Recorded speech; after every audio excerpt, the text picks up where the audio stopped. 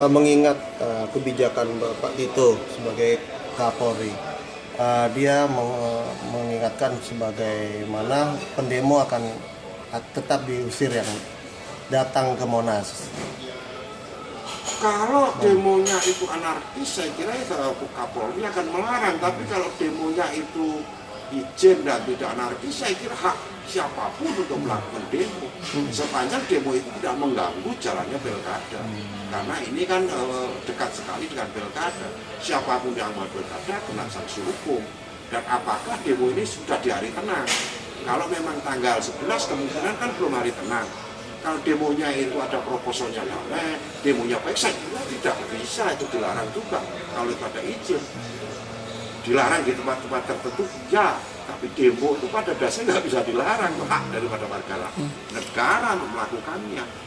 Pak Kris sebagai Ketua LKH, apa yang ingin Pak Kris sampaikan kepada masyarakat di depan nanti tanggal 11, bahkan nanti ada rencana tanggal 15 Februari juga umat muslimah akan ikut juga turun ke jalan-jalan.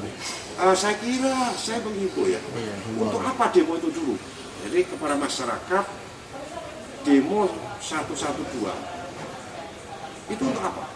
Kepentingannya apa? Itu harus dipelajari dulu. Kalau demo tanggal 15 itu pelanggaran, nggak boleh. Pemilu kok demo. Di hari pilkada siapapun tidak boleh demo, itu larangan itu. Jangan sampai ada warga negara yang terprovokasi melakukan demo di hari pemilihan, di hari pencoblosan.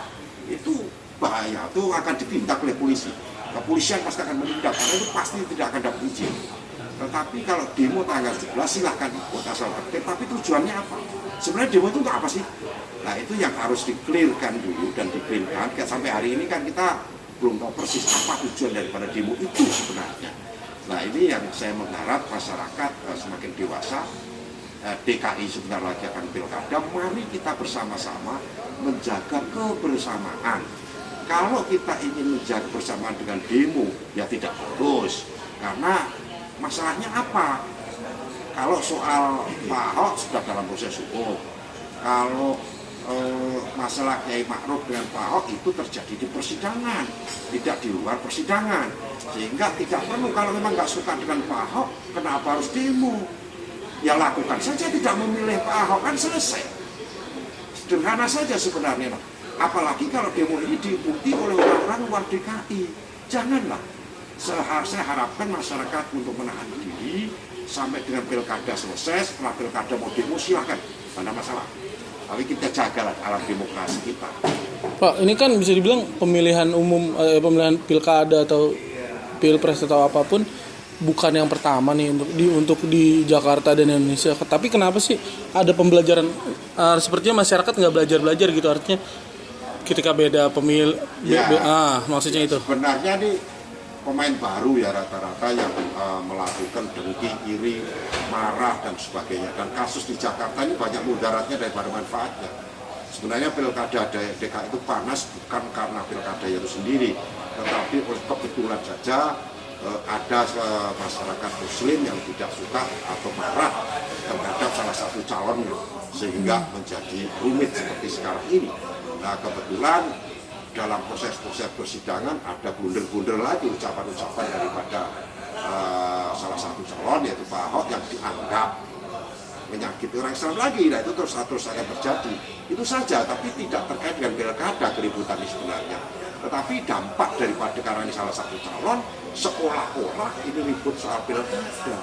Nah ini yang harus, saya pernah menulis di Twitter saya, sebaiknya dikajilah di DKI ini. Kalau memang ribut terus, kenapa sih ibu kota tidak diangkat presiden saja, gubernur? Toh selama ini tidak ada gubernur, pembangunan jalan kok, perencanaan jalan bagus kok, dengan PLT gubernur bagus.